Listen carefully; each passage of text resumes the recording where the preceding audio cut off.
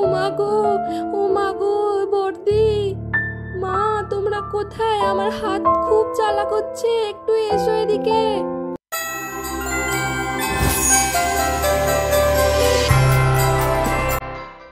রাঘবপুর গ্রামে সরলা দেবী তার বড় বৌমা মিতা ও ছোট বৌমা সোমার সাথে থাকতেন।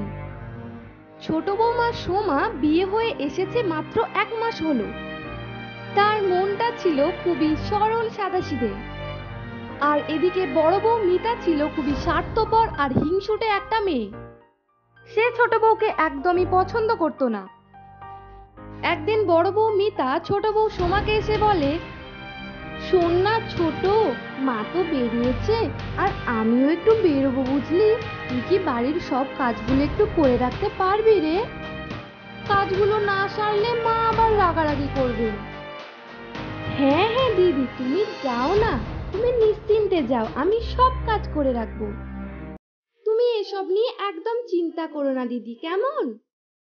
ঠিক আছে রে ছোট, তাহলে তুই সব কাজগুলো একটু করে রাখিস। মা কিন্তু রাগারাগি করবেন খুব, মনে রাখিস সব কাজগুলো ঠিকঠাক করিস।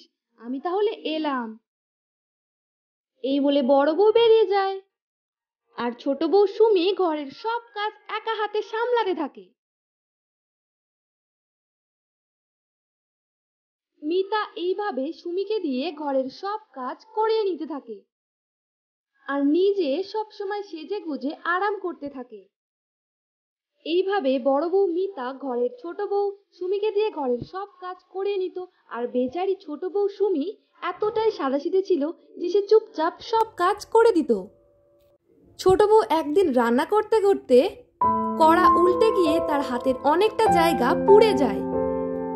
উমা গো, উমা গো বর্দি, মা তোমরা কোথায়? আমার হাত খুব জ্বালা করছে, একটু এসো এদিকে।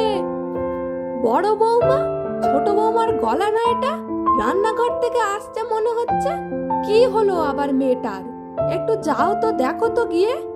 হ্যাঁ হ্যাঁ মা, আপনি দাঁড়ান, আমি গিয়ে দেখে আসছি ছোটর কি হলো। কি রে ছোট, এভাবে কড়াটা উল্টে পড়ে কেন আছে, আর তুই এভাবে চিৎকার কেন করছিস? দিদি, দিদি কড়াটা উল্টে আমার হাতে পড়ে গেছে, দেখো আমার হাতটা কি অবস্থা হয়ে পুড়ে গেছে। আমাকে এক্ষুনি ওষুধ এনে দাও দিদি, হাতটা পুরো পুড়ে গেছে, আমাকে এক্ষুনি ওষুধ এনে দাও, আমি আর সহ্য করতে পারছি না। ওষুধ? ওষুধ কোথা থেকে আনবে? ওষুধ কিনতে টাকা লাগবে না? একেই সংসারের এত খরচ। তোর মা কি তোকে একটু ভালো করে রান্নাও শেখাতে পারেনি?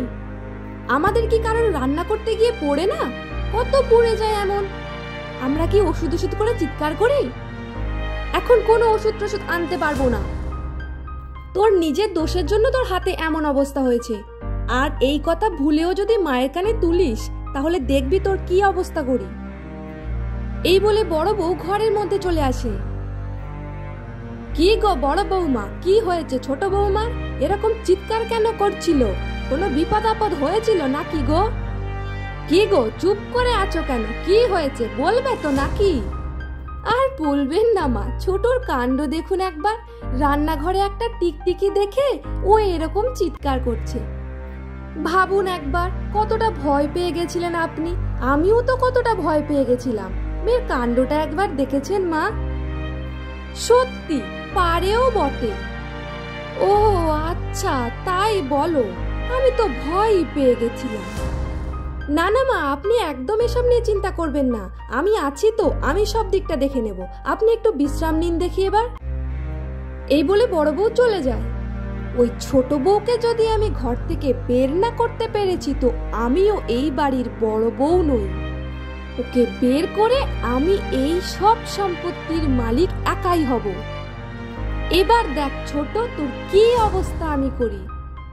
এই বলে বড় বউ ছোট বউয়ের রান্না করা তরকারির কাছে গিয়ে বসে। ঢং করে আবার মায়ের জন্য ভালো মন্দ রান্না করে রাখা, দেখ তোর এবার কি অবস্থা করি। মায়ের চোখে তোকে এমন খারাপ বানাবো, মা নিজেই তোকে বাড়ি থেকে ঘাড় ধাক্কা দিয়ে বের করে দেবে। এই বলে বড় বউ সেই রান্না করা তরকারিতে নুন মেশাতে থাকে।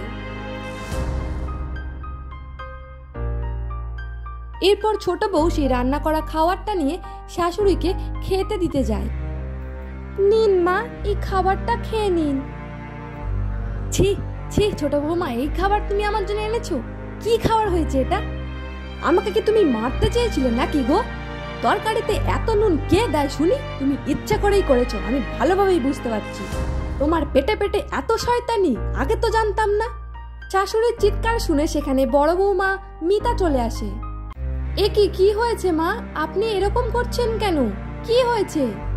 আর বলো কেন বড় বৌমা, দেখো না ছোট বৌমা কি রান্না করে এনে আমাকে খাওয়াচ্ছে। তরকারিতে এত নুন কোনো মানুষ দিতে পারে নাকি? ও ইচ্ছে করেই করেছে। না না মা, আপনি কি বলছেন এসব? আমি ইচ্ছে করে কিচ্ছু করিনি, বিশ্বাস করুন। আমি নিজে তরকারিটা খেয়ে দেখেছি, তখন সব ঠিকঠাক ছিল। আমি জানি না মা তরকারিতে কিভাবে এত নুন এসে গেল। আপনি বিশ্বাস করুন মা, আমি সত্যি বলছি মা, আমি ইচ্ছে করে কিচ্ছু করিনি। আপনি একটাবার বিশ্বাস করুন। তুই চুপ কর ছোট একদম। মাকে বাজে খাবার খাইয়ে আবার মুখে মুখে তর্ক করছিস? তোর লজ্জা করে না? ওই বয়স্ক মানুষটাকে এরকম খাবার খাওয়াতে তোর একটু বাধে না? আবার বড় বড় কথা বলছিস। তোর রান্নাতে কে নুন মিশিয়ে দিয়েছে শুনি? চোরের মায়ের আবার বড় গলা, একেই বলে, বুঝলি তো? তুমি এসব কি বলছো দিদি? আমি সত্যি মেশাইনি নুন এইভাবে। মা আপনি বিশ্বাস করুন। দিদি তুমি কেন এভাবে বলছো? আমি সত্যি ওতে নুন মেশাইনি। মা বিশ্বাস করুন, আমি যখন তরকারিটা খেয়ে দেখি তখন নুন ঠিকই ছিল। আমি নিজেই বুঝতে পারছি না কিভাবে এতটা নুন এলো তরকারিতে। মা দেখেছেন কেমন ভাবে বলছে? ও কি বলতে চাইছে? ওর তরকারিতে কি আমি নুন মিশিয়েছি? মা আপনি এর একটা কিছু ব্যবস্থা করুন। ও নুন মেশায়নি তো কি ভূতে নুন মিশিয়েছে? ও কি আমাকে বলছে নাকি মা? ছোট বৌমা, তুমি ভুল করে আবার আমার বড় বৌমার নামে দোষ দিতে চাইছো। এমনিতেই তো তুমি তরকারিতে নুন দিয়ে আমার পুরো জিভের 12টা বাজিয়ে দিয়েছো। আমি তোমাকে অনেক ভালো মনে করতাম, কিন্তু তোমার পেটে পেটে যে এত শয়তানি আমি তো বুঝতেই পারিনি। এক্ষুনি বেরিয়ে যাও এই বাড়ি থেকে, এটাই আমার শেষ কথা। এরপর ছোট বউয়ের আর কিছুই করার থাকে না, সে কাঁদতে কাঁদতে ঘর থেকে বেরিয়ে যায়। এর বেশ কিছুদিন পর মা, ঘরের বাজার সব তো শেষ হয়ে গেছে, আপনি এভাবে শুয়ে আছেন, বাজার কে যাবে শুনি? যান গিয়ে তাড়াতাড়ি বাজারটা করে আসুন। এসব কি বলছো তুমি বড় বৌমা? আমার এই শরীর নিয়ে আমি কি করে বাজারে যাব? তুমি কি পাগল হয়ে গেলে বলো তো? হ্যাঁ মা, আপনাকেই বাজারে যেতে হবে। আমি যখন একবার বলে দিয়েছি তখন আপনাকেই বাজারে যেতে হবে। শুয়ে শুয়ে খেলে এখানে চলবে না, বুঝলেন? এরপর তার শাশুড়ি সেই অসুস্থ শরীরটাকে নিয়ে বাজারে যায়। আর ঠিক সেই রাস্তা দিয়ে যাচ্ছিল ছোট বউ। আরে সুমি মা, আপনি এখানে কি করছেন? আর আপনার শরীরে কি অবস্থা হয়েছে মা? আপনাকে দেখে তো খুব অসুস্থ মনে হচ্ছে, ঠিক করে তো দাঁড়াতেও পারছেন না মনে হচ্ছে। তাহলে আপনি বাইরে কেন বেরিয়েছেন মা? আর বলো না ছোট বৌমা, সবই আমার পাপের ফল গো। ওই বড় বউয়ের কথা শুনে আমি তোমাকে বাড়ি থেকে বের করে দিলাম গো। আর তারপরে থেকেই বড় বউ আমার উপরে খুব অত্যাচার শুরু করেছে গো। আমাকে এই অসুস্থ শরীরে বাজারে পাঠিয়েছে। দেখো ছোট বৌমা, এসব কি বলছেন মা আপনি? দিদি আপনার উপর এইরকম করতে পারে? আমি তো ভাবতেই পারছি না। ঠিক আছে, এখন বাড়ি চলুন দেখি। এই বলে শাশুড়ি তার ছোট বৌমাকে নিয়ে ঘরে ঢোকে। এ কি ছোট, তুই এখানে কি করছিস? কেন এসেছিস তুই এই বাড়ি থেকে? বেরিয়ে যা বলছি, এক্ষুনি বেরিয়ে যা এখান থেকে। মা, আপনি ওকে কেন এই বাড়িতে আবার নিয়ে এলেন? ও বেরোবে না বড় বৌমা, বেরোবে তো তুমি। তোমার কথা শুনে আমি আমার এই লক্ষ্মীমন্ত ছোট বৌমাকে ঘর থেকে বের করে দিয়েছি, আর তারপর থেকেই তুমি আমার উপরে কি অত্যাচারটাই না শুরু করেছিলে। তবে রে বুড়ি, তোর খুব সাহস হয়েছে না?